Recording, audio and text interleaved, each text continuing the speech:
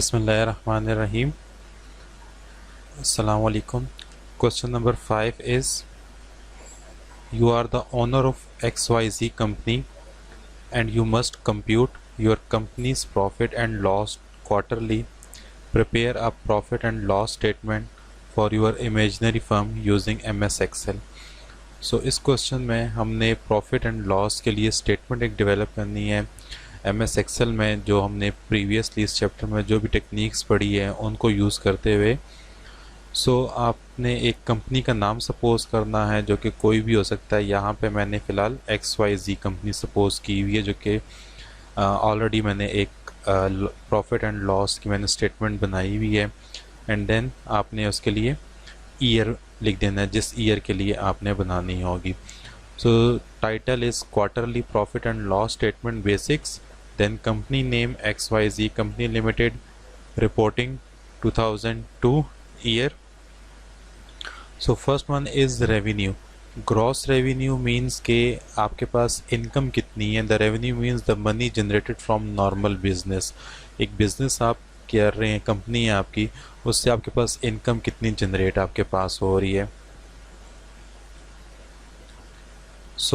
आपके पास हमने एक शीट बनाई है जिसमें हमने Q1, Q2, Q3 and Q4 लिखा है। 1 ईयर में आपके पास 4 क्वार्टर्स होते हैं। रेवेन्यू Q1, 2, 3, 4, हमारे पास रेवेन्यू कितना जनरेट हुआ है वो यहाँ पे हम लिखेंगे। देन कॉस्ट ऑफ गुड्स, जो आपके पास जो चीज़ें सेल आउट हुई हैं उसकी कॉस्ट कितनी थी जो आपके पास सेल आउट हो गई हैं। फॉर एग्जांपल कोई भी चीज़ थी वो आपने $30 में ली थी या 30 रुपीज़ में ली थी, वो यहाँ पे आपने उस चीज़ की प्राइस लिखनी है। Q1, 2, 3 सेम तरीके से। ग्रॉस प्रॉफिट मींस जो आपको इन दोनों के डिफरेंस से जो वैल्यू आएगी वो ग्रॉस प्रॉफिट होगा, या तो वो प्रॉफिट में होगा या लॉस में आपके पास होगा। देन एक्सपेंसेस, आपके पास एक्सपेंसेस मींस कि आपके पास जो आपने सैलरीज निकाल ली हैं और आपने बिल्स वगैरह एक्सेट्रा ये सब निकालने के बाद आपके पास जो वैल्यू बचेगी वो आपके पास नेट प्रॉफिट होगा। एक्सपेंसेस आपके ये बिल्स, बिजली के गैस के बिल्स एंड जो आपके एम्प्लॉयज़ की सैलरी है या बाकी जो आपके एक्सपेंसेस हैं वो सारे यहाँ पे आपने क्वार्टरली मैनेज करने हैं।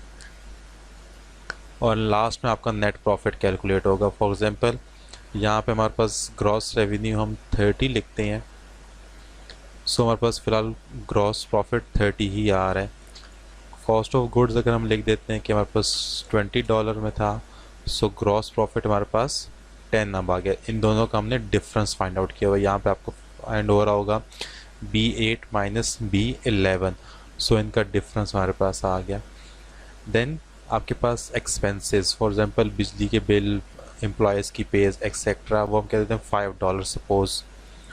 $5 के बाद आपके पास जो इन हैंड अमाउंट आ जाती है प्रॉफिट में वो $5 आपके पास आ गई।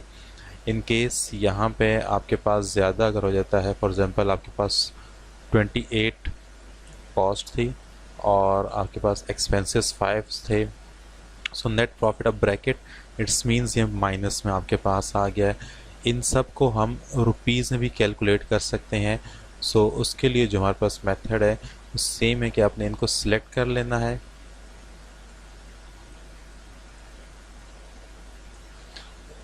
एंड देन यहाँ से आपने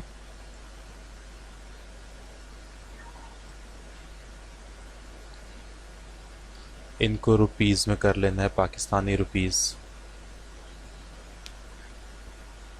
ये आपके पास है RS, उर्दू पाकिस्तान, ओके करेंगे। ये सब आपके पास RS में आ जाएंगे। ये रहेगा, इसको भी हम RS में कर देते हैं।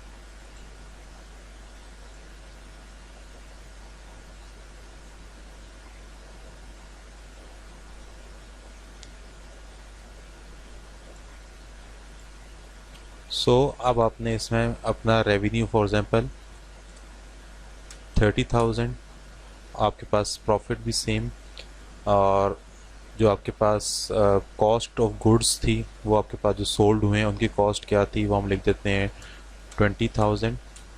10,000 प्रॉफिट है एंड 8,000 सपोज हम कहते हैं कि सैलरीज एंड बिजली की बिल एक्सेट्रा।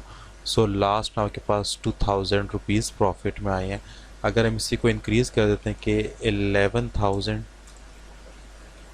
आपके पास है, तो ये माइनस में आपके पास आ जाएगा कि -1000। इट्स मीन्स कि ये आपके पास लॉस हो रहा है, ये प्रॉफिट नहीं है। Same for the quarter number 2, कि ये quarter 1 means first 3 month, next quarter mean next 3 months.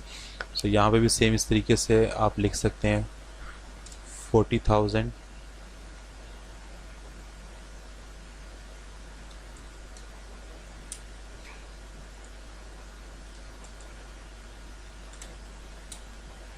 सो ये आपके पास जो प्रॉफिट है, नेट प्रॉफिट, ये आपके पास है। Net profit means in hand जो आपके पास अमाउंट आ रही है, यहाँ पे माइनस में है, सो इट्स मींस यहाँ पे आपको लॉस हो रहा है।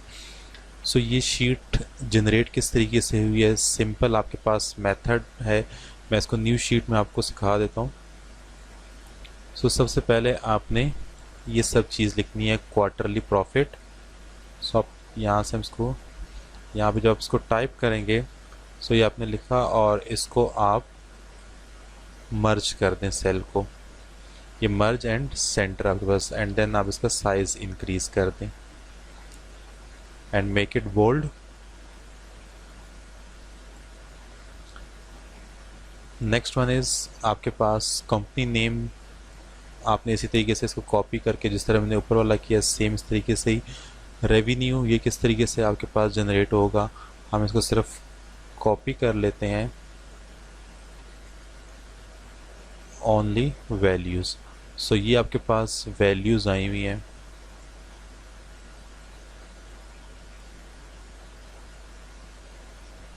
क्वार्टर में इसको हम 0 कर देते हैं। सो अब यहाँ पे हमने इसको इधर से मेंशन कर देंगे कि ये डॉलर्स में वैल्यू आ जाए, किस में, अब ये डॉलर्स में आ रही है। सो 00 था तो ये डॉलर डैश आ गया। अब आप इसको चेंज भी कर सकते हैं, रुपीज़ में करेंगे, सेम वही मेथड।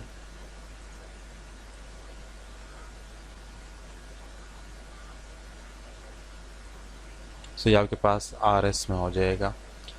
सेम फिर आपके पास जो कॉस्ट ऑफ गुड्स है ये आपने टाइप करना है उसी तरीके से।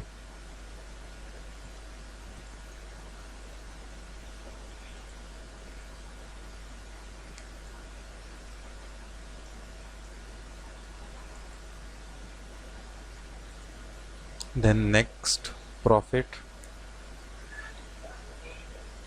ग्रॉस प्रॉफिट, यहाँ पे आपने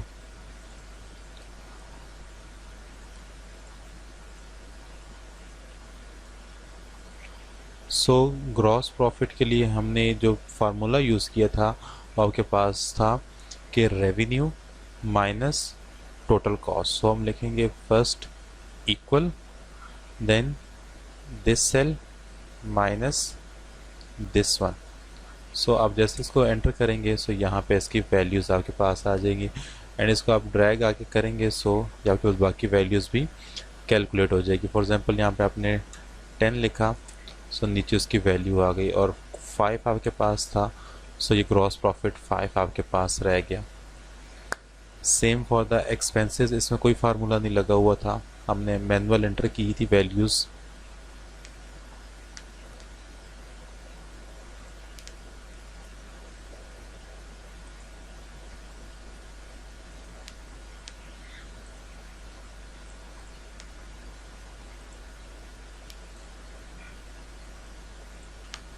एंड लास्ट में हमारे पास नेट प्रॉफिट।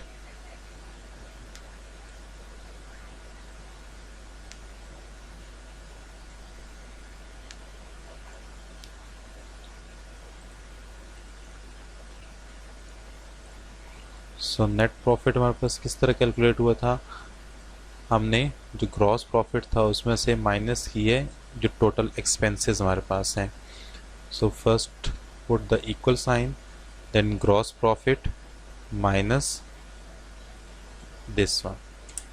सो ये आपके पास, फॉर एग्जांपल आपने इधर वैल्यूज़ एंटर की 30,000, एंड देन यहाँ पे cost of good 2000, 28,000 profit, and total expenses 10,000, so 18,000 profit. Same इसी को आपने आगे तक ड्रैग कर देना है, ये आपके पास मूव हो जाएगा। एंड आर एस में हम कैसे कन्वर्ट करेंगे, सेम वही मेथड, यहाँ से इसको हमने रुपीज़ में हम कन्वर्ट कर देंगे इसको।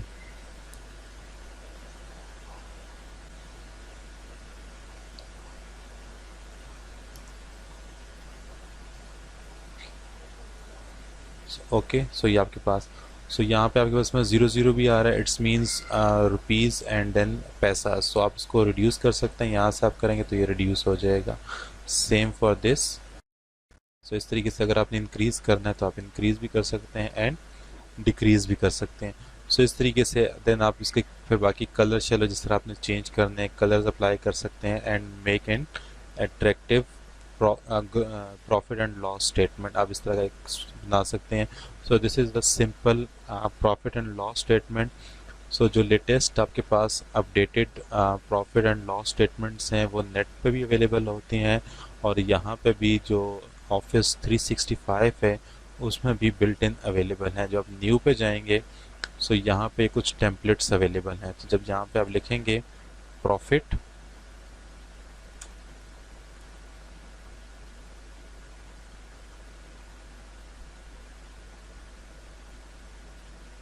सो ये आपके पास ये profit loss statement, profit loss and so on, ये टॉप पे ये आपके पास शो हो रही हैं। सो ये टेम्पलेट्स अगर आपके पास नेट एक्टिव है सो आप इनको यूज़ कर सकते हैं, अदरवाइज एक्सेल से इसको यूज़ नहीं किया जा सकता। सो this is the simple profit and loss statement. इस तरीके से आप इसको डेवलप कर सकते हैं, आप इसको ट्राई कीजिएगा और फीडबैक ज़रूर दीजिएगा। ओके, अल्लाह हाफिज़।